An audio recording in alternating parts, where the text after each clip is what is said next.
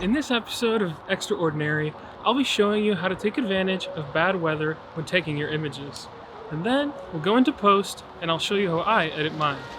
I started on a foggy post-rain day around the neighborhood.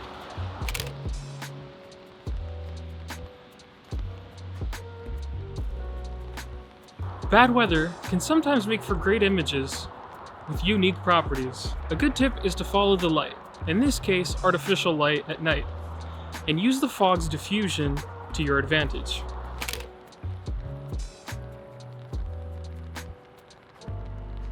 Certain light can create contrast and interest in your images.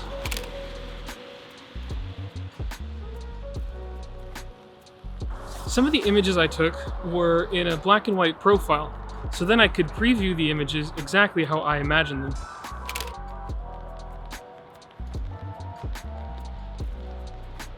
Black and white can be used when you feel like color doesn't add much to the scene or the image you're taking, or you want to highlight the contrast in the image that much more.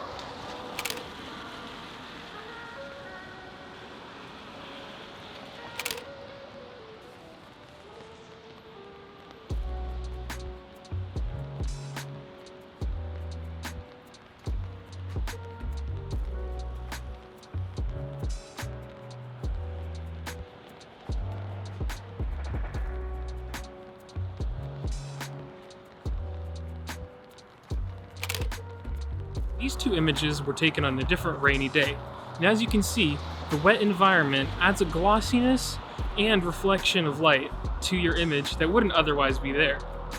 A tip to add interest is to have a friend or wait for a stranger to pass through your composition, and then snap.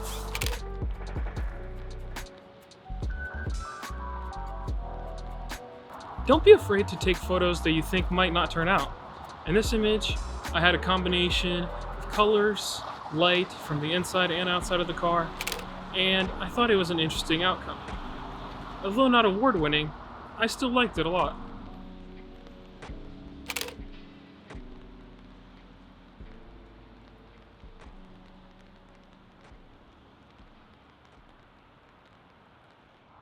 My black and white photos had relatively simple edits done. I like to lower the shadows and in this case lower the highlights too, because of the overwhelming white light. Presets are sometimes a good jumping off point for certain images.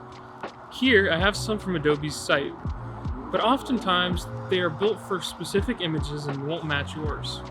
When that happens, you can use the HSL tab to play with colors and even try your hand at color grading in the tab. Here, be sure to use complementary colors for the shadows and highlights, but this is a very loose guideline and can always be broken. For these images, I was inspired by cinematography, and with the eeriness of the fog, I experimented with various color combinations. Here, I used a green for the midtones to add a complementary color for the orange. Here, I used an orange for the midtones and highlights, and blue for the shadows. Be sure to use the balance slider to control the strength of each color in comparison with the other, and use the luminance slider to control the brightness of each color.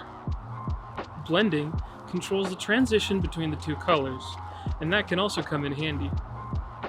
These are just some examples of where you can take your own images.